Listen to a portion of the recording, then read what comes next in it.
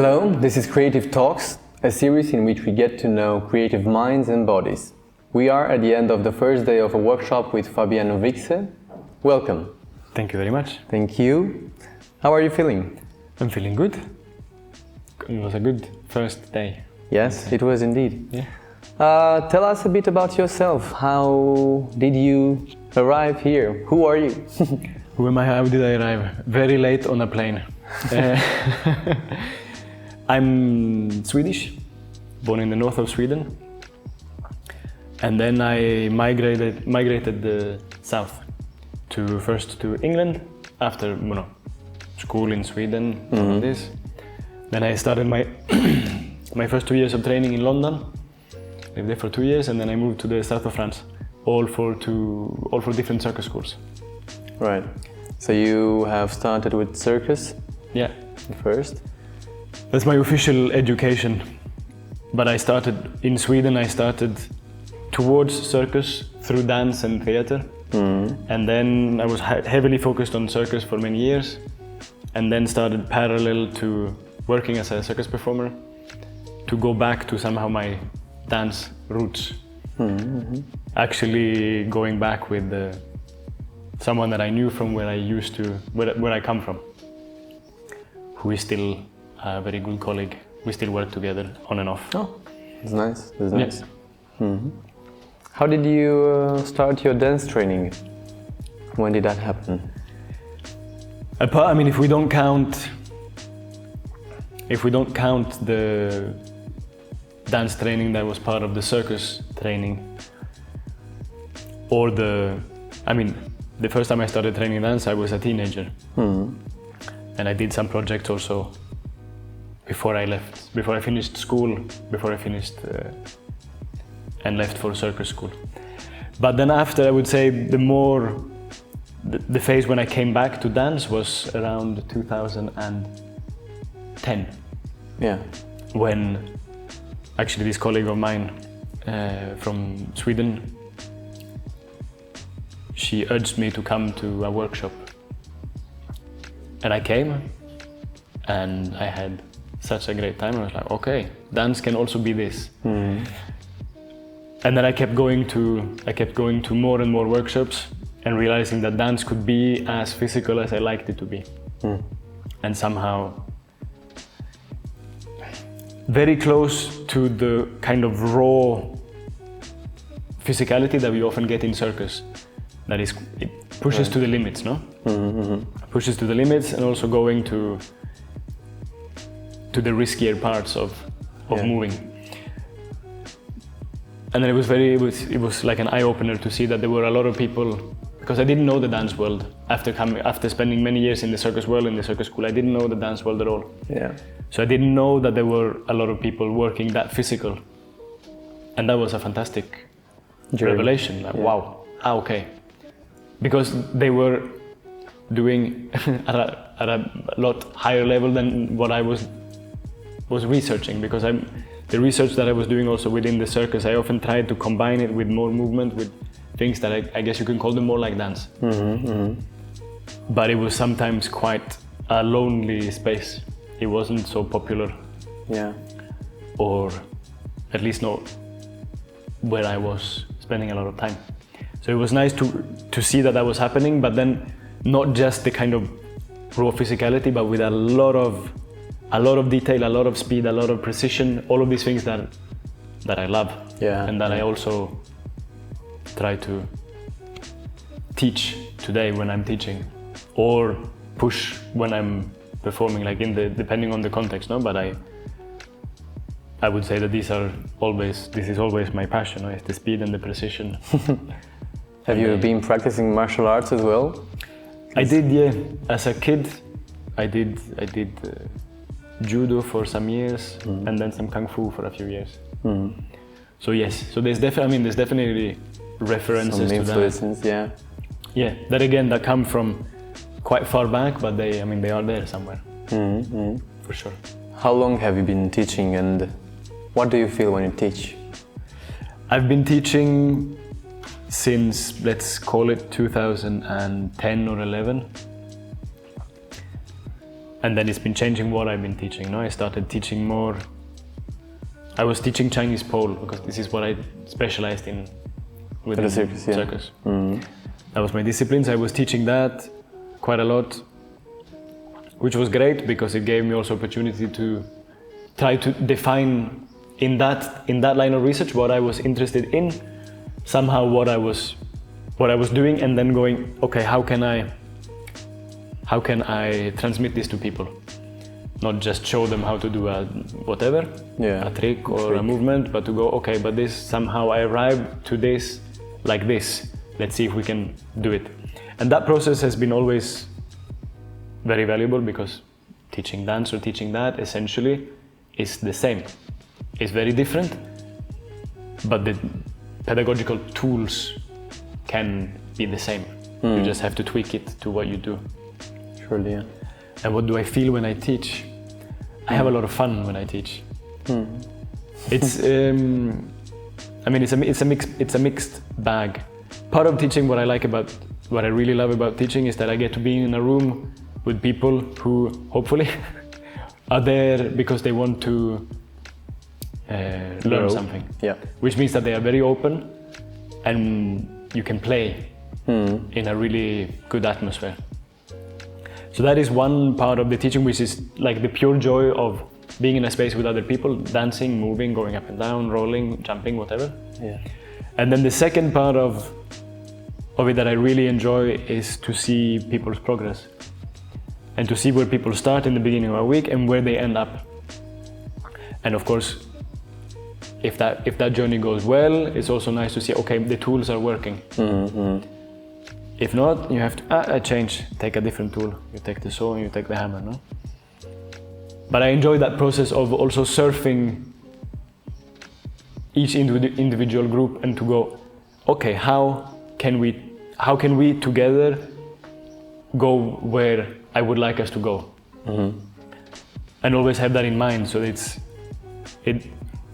think it's a good process for me as a teacher to take that responsibility, no? Not to go into a space where I go, but this is a terrible group, we're not going anywhere, but to go, okay, what do I need to change? It's rarely about what the students need to change, it's about what I need to change. Yeah. And then we can learn more of this or more of this or more of this, but I enjoy pedagogical processes that are somehow, how to say, a process where you don't have to have a certain level to be able to work. I like that notion that it doesn't matter if you just started or if you have been performing for 15, 20, 30 years, you can still use the same creative process. No, that's nice, because I wanted to ask you if you teach beginners, or have you ever taught beginners? I have, yes, I have. And I do it less than I teach people with experience. Yeah. No, but I have, and it also works. It's just a different starting point. Mm-hmm. Well, actually, no. I rephrase it. The starting point isn't so different, but the pace that you go at is slightly different. Yeah.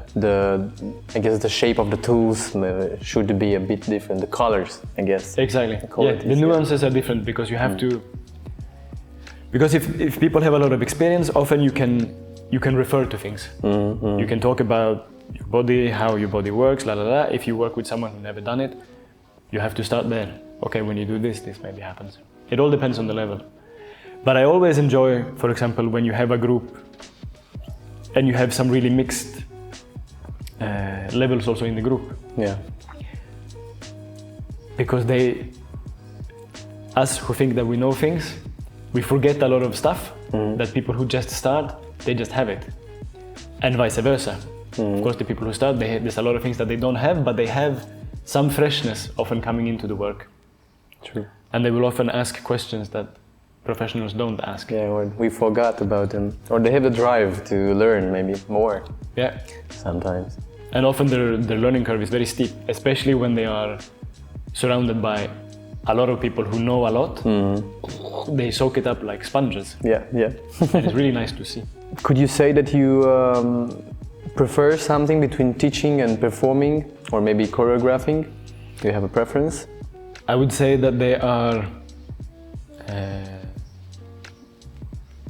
each of them important to me. I love teaching, but I also know that I don't want to teach full time. I wouldn't like to be a fixed teacher at an institution, for example. Maybe one day, but at the moment, no. And then performing, this is what I do the most in terms of how I make my living. No? Performing in different contexts, different companies, which I also like. And then choreographing, I really like.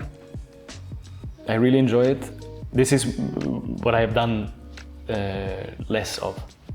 I've choreographed for myself, I choreographed in pieces that I've also been performing in, but only choreographing for other people, I haven't done so much, but what I have done so far, I really enjoy. And this I would like to do more of. Also to be able to challenge what I like. No? The teaching and the choreographing is very different, but it comes together. Yeah. In the sense that it's a good checkup point for myself to see what I find interesting, and also to ask the question of what I was interested in 5 years ago. Is it still valid? Or am I bored? Or was I wrong? Yeah. And then also, of course, all the things that I might have been doing in that time frame, performing-wise, with other people. How is that influenced how I see what I try to convey to others? Do you have in mind some influential people that really marked your way? I mean, there's a bunch. My mother, my mom, my father. No, I mean, yeah. I mean, in terms of dance, there are some of them that have been really, really important to me. The first workshop that made me go whoa is Anton Lachki. Oh, Anton Lachki. All right, yeah. That was the first workshop I took after having finished all of my studies. And I'd started working at that point, and I was in the circus, And then I went to take his workshop, and I mean, it was mind-blowing. It's fantastic. It's so much fun. It's so challenging, and I was thrown in at the deep end. I was completely lost, but I was going for it. So Tono, and then I kept taking workshops with Tono for many years. David Sambrano is another very big influence. I would say with David is the one who I've been studying most with. I spent most time studying with him. And that's also because the first time I tried his technique flying low, it also did a lot to my own teaching. Because somehow at that time I was already teaching, I was doing a lot of floor work, but I was mainly teaching movements. There wasn't so much thought behind them, rather than, look, we can do this, this is a possibility, this one is also a possibility. And then I came in touch with this, and I found it so fantastic that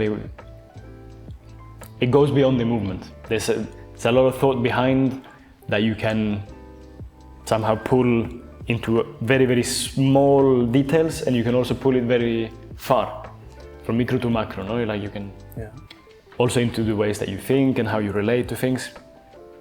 And then it became necessary for me to go and study more, because I realized that what I was teaching, it felt quite empty. It was like, it's just movement. So then to be able to continue teaching, I was like, I want to teach this, but in order to teach this, I really want to go and study, because I don't want to be disrespectful to the work by doing 1 week, 2 week workshop and then go, I know what I'm talking about. Qualified teacher, Yeah, but then you never, also, I mean, within this, you never become a qualified teacher of flying low or passing through. It's somehow up to you to judge if you have enough experience to share the knowledge. And today,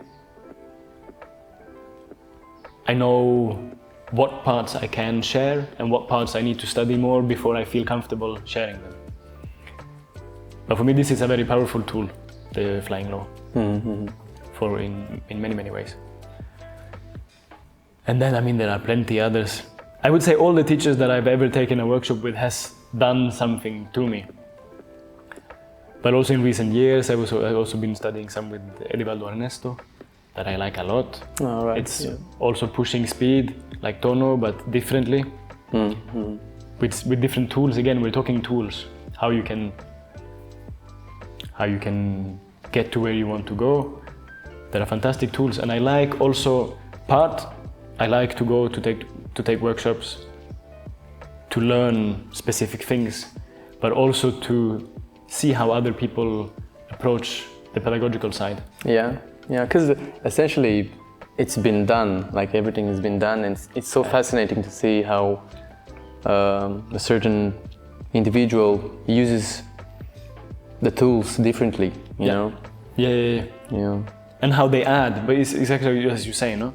It's very difficult to reinvent the wheel, but you can decorate it. Yeah, or make it move the other way. Exactly. You know. And it often makes a difference, but it makes a big difference often. Also it's a very personal experience, no? How you go into learning. Because something that makes sense to me today didn't make sense 5 years ago, or 10 years ago. Or something that you learned, there are still things that I can go, I learned this in school many years ago. And now suddenly I go, but this is actually related. They tried to teach me this, but I wasn't ready. Yeah. So I think it's a nice process to see, as a teacher to go, how can I transmit? And then as a student at the same time to go, how can I be ready to receive? Yeah. So that I just don't go, this is new, I don't want it. Do you ever feel like you postpone the thing? I want to go to a workshop, but I don't want to go now, and it takes time to arrive, and let's say I finally get to meet a certain teacher, and I take his workshop, and you take it and you feel like the information could have not been better if you took it the first time you wanted to take it. Have you ever felt this? It's a good question. Probably. What I latch on to more than anything, more than that specific timing, is that specific timing of, I guess it goes together, of meeting the right people at the right time. Mm-hmm. I have a very somehow clear experience throughout my life of certain people at certain times have helped me to go where I wanted or where I needed to go. Yeah. And that without them it wouldn't have been possible, or it would have taken a lot longer. But suddenly, I guess it's a combination of you're looking for it, so then you're more likely to find it, no? The universe serves it to you. Exactly. I would like, please, thank you. But that for sure, very clearly, you see the boom, boom, boom, boom, boom, how you get bounced around. Yeah. And sometimes it's very surprising. So in terms of that, of being able to be open to what you might receive, is a good place to be, because you might otherwise end up rejecting something that you really could have used. Do you ever force yourself out of a zone? Do you search for something and in a way that makes you uncomfortable? For sure. But in different aspects. Because work-wise, because I'm a freelancer, you inevitably end up in situations that feel uncomfortable, because the work is new, the approach to the work is new, and even with a lot of, with many years of experience of working, suddenly it's like being naked again. You're like, oh, okay, it feels vulnerable. So in that sense, definitely. But then also in my own moving, I'm trying to regularly challenge how I do and the choices that I make as I move. And that's also a very fluctuating process. Sometimes you're on a roll and you manage to push very far, and sometimes you just have to stick with wherever you are. Indeed, and trust that if you stick with it and if you work with it, then eventually you will break through and you go somewhere else. No? But then on a more personal plane, I also like to go to the mountains to climb, to go to high places and get myself into difficult situations. Like literally climbing, you mean? Yeah. Okay. Climbing and walking and running and things like that. I've been doing a lot of that, also in periods. How do you treat your pauses, your escapes from the dance world? As very necessary. Because for quite a long time after finishing school, I was mainly just working. And I came to a point when I realized that it wasn't really working for me. I mean, I was working, but it wasn't so great for my life. It feels like we all have that same stage, like you need to push, and then you get to a point where I'm done. Yeah. Also because it becomes so life and death. Because when you only live through only that, then a bad performance can kill you. It can be so terrible. And for me, going to the mountains became a thing that helped me to breathe. Like, okay, look, I can be happy here. I did a terrible show yesterday, but look, I am having a fantastic time. And for me, in this case, it was going to the mountains that gave me a lot of perspective. I mean, it can be anything. Yeah. But I think it's important to keep that perspective of when we go to work, when we go to perform, when we go to do these things, we take it very seriously, because it is also very serious. But it's also just a stupid dance. In order to create that perspective. For me, it's somehow essential to have that in mind, to go, okay, I gave everything. But you do not depend on it. No, not for my mental well-being. Yeah. Economically, maybe, but not for my mental well-being. I see. I want to ask you, how is it to be a freelancer in this community, and what are your experiences with the cultural side of things? But before that, can you tell me, do you still have bad performances? Like, do you still feel like, God damn, it was shitty for me? And why? Like, at what level does it stop? Does it ever stop? I don't think it ever stops. I don't know what. No, I don't, well, at least I can only speak for myself, no? I also have the impression of seeing people who never seem to have bad days. But I don't know if it's true. If they do, it's fantastic for them. But I mean, for me, yes, I still have performances when I go, that wasn't so great. But I deal with it a lot better today than I did when I was 20. Because, I mean, it's this perspective, no? I was 20, 21, 22, 23. Yeah. A bad performance was like, no, my life is over.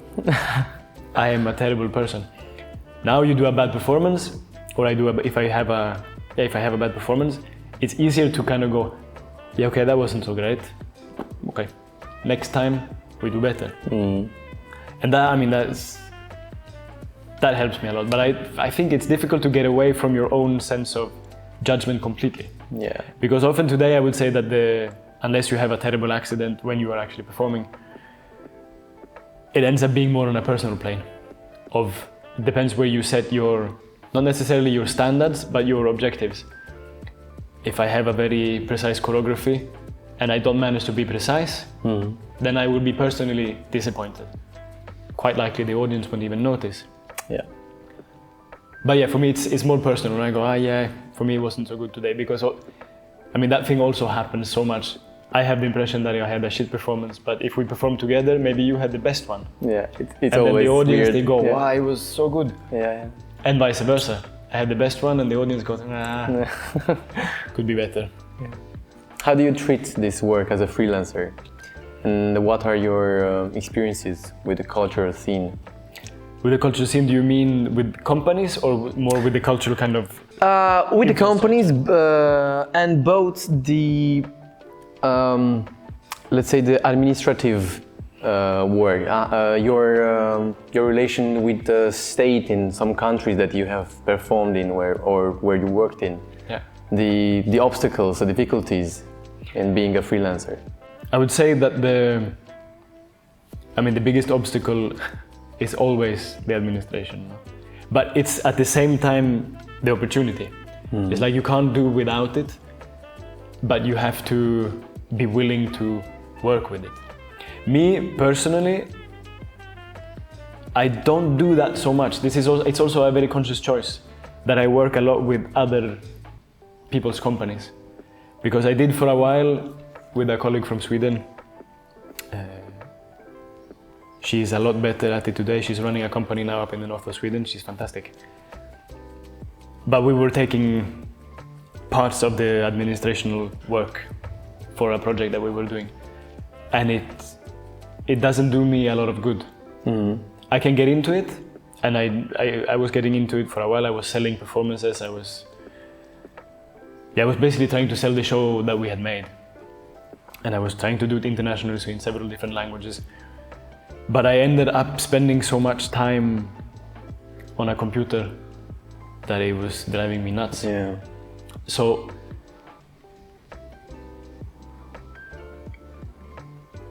my own experience with that is fairly limited, but it's because I made the choice. I was like, no, this is not for me. Mm-hmm.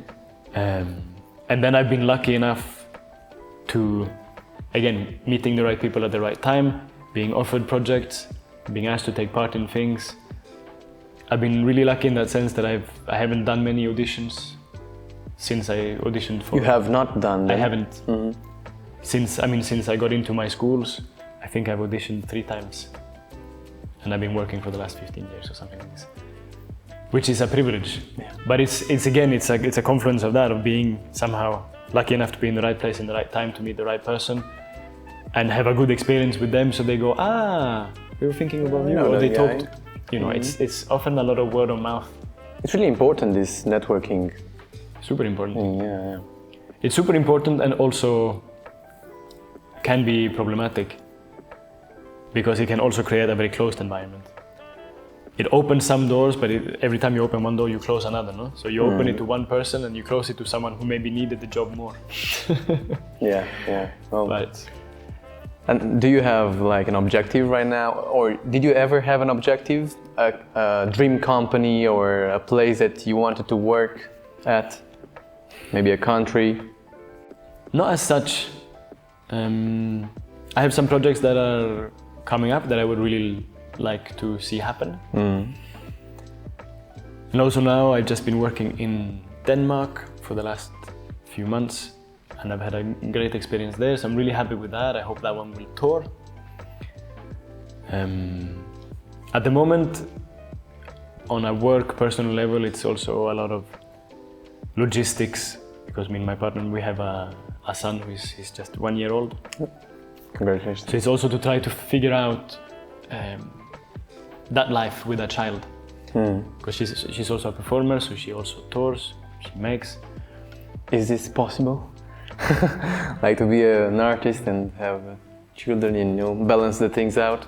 It is difficult, right? It's difficult, and I think it's a long process of finding that balance. And we're doing our best, and we've made a lot of mistakes, but we are still there. Keep going. So yeah, but I am also surrounded by a lot of people who manage to make it work. So it's definitely possible, but it's a different situation, it's a different game. I see. Because my own vision of how much I want to work also changes. I don't want to work as much as I used to. Already when you have no partner, no child, but then you can just work, and then maybe you have a partner and you want to work a little bit less, and then you have a child, suddenly you want to work maybe even less, or you have to really choose what to work. Yeah, what is the work? So it's also a very good factor that forces you to choose work that you actually really want to do. So it's not like, I got offered a job, so I will go and do it no matter what. The pay is terrible, but I will go. Like, no. If I'm gonna go, it has to be worth it. Economically, artistically, time-wise, all of these things. Yeah. And then I think the balance is trying to, the issue is trying to find that balance. But we will continuously search for it. So are you in a happy place right now? You feel accomplished? You feel... Yeah, I'm happy where I am. Accomplished is a difficult word, because it somehow would suggest that it's like I'm done. I've done all the things that I want to do. And that for sure is not the case. I still have things I want to do. There are still people I would like to work with. Mm-hmm. And that bag of people that you like to work with, they just keeps growing, no? Because you keep meeting people and you're like, this was a nice exchange. Maybe we could do something. So maybe those are the seeds for future projects as well. Yeah. But I mean, accomplished in the sense that I'm happy with what I know. I'm happy to share what I know. I'm happy to still learn, because I learn all the time. Yeah, true. So I don't feel accomplished in the sense that I go, I'm finished. I'm always comfortable in the situations, but because it becomes so specific. If I only stay in what I do, then I can feel accomplished and really competent, no? But then if I come and I do your work, then I will probably be lost again, which is a blessing and a curse. Yeah. It's always fresh to work with the new people. It makes you desire again. It gives you a new drive. For sure. What would you tell yourself, your younger self? Do you have any general advice? Work less. No, don't work less. It's a difficult one. Don't work just to work, which is easy to say. But it's a big concept, I guess. It's harder to do. I would say it's keep doing stuff, and trust that if it's dancing that you want to do, then keep dancing. But then if at some point you go like, I really like dancing, but I also like, pottery, making pots and cups, go and do that, because somehow I'm pretty sure that everything that we do pulls into us, and then it comes out when we then go into a creative process. I don't know how or exactly when, but it's so clear sometimes. You accumulate experiences that suddenly, I needed this right there. Yeah. So I would say trust it, don't work yourself into the ground. And this is maybe an interesting point as well. If there are things that you would like to do that you don't feel that the industry or the kind of more established companies are proposing, don't chase it. Don't chase necessarily the established. If you have something that you like, pursue it. Yeah. And again, it's easy to say, no? But I think in the long run, it's what pushes you forwards. For me, for sure, the things that I've been wanting to do, or with projects or companies or teachers is for me a very good example. There is something, I come to your class and I go, wow, I want more of this. Yeah. Go for it. Go for more of that until you go, now I need to digest this for a bit. I want to try this. Yeah. And then go for that. Keep learning. Yeah, it's good because in this line of work, it feels like you can bring anything from the outside inside the work. Yeah. Even if it's not dance or movement or any artistic stuff. Yeah. Just an experience, an idea, and it's refreshing. I guess that's why it feels so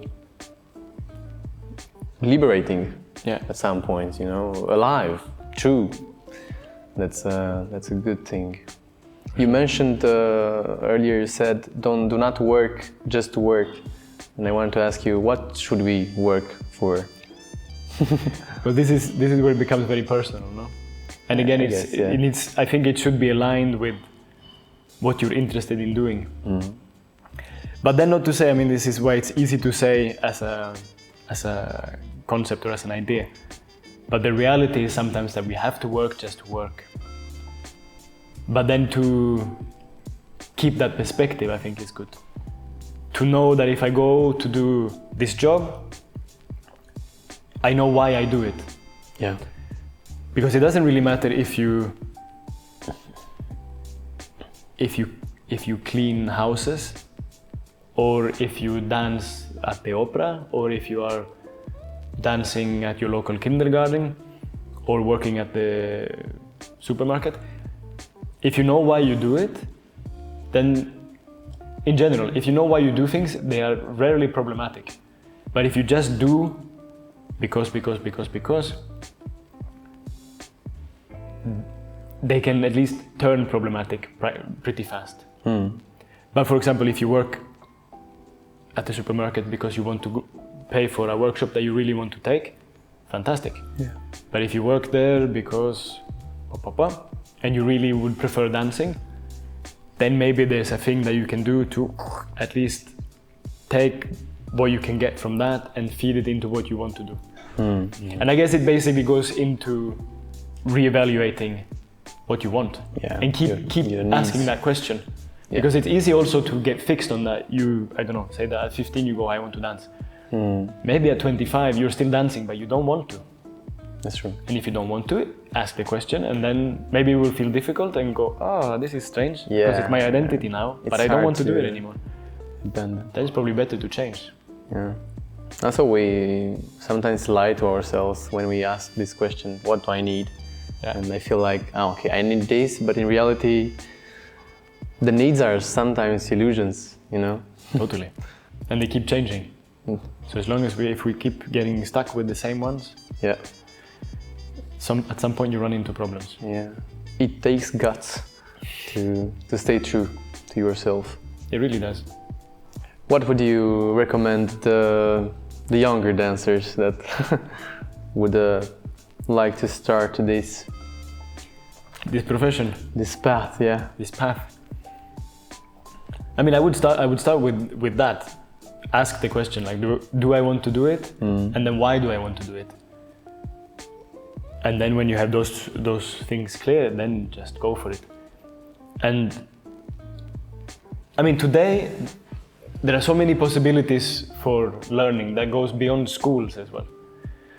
I would say somehow that you don't need to go through a formal education to become a really good dancer today, because you can be really eclectic and choose the teachers that you would like and the work that you find interesting, because there are so many festivals, there are so many workshops.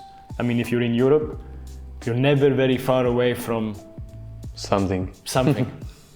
And then I think it's a good place to start.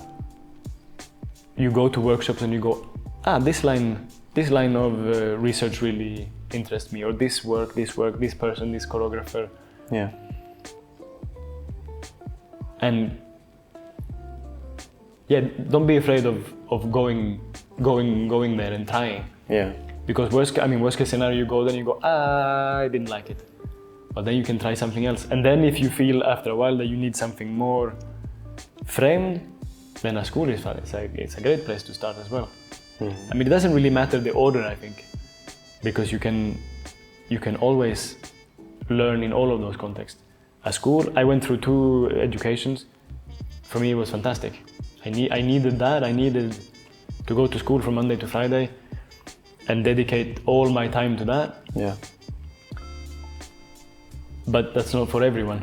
Some people prefer to do it more like that. No, I do a period here and then I do my own life, whatever that is, and then I go again, and then I make, and then I work, and then. So I would say in general, try to figure out what you like. And then go into it and know that you're probably never gonna get rich in this profession, but that you can still we definitely get rich. It's just not money. Exactly, but in different ways. But I mean, it's a really nice life. It's challenging in different ways because you often end up traveling a lot. Yeah. Spending very little time at home, and I think that goes for me. It definitely goes in waves.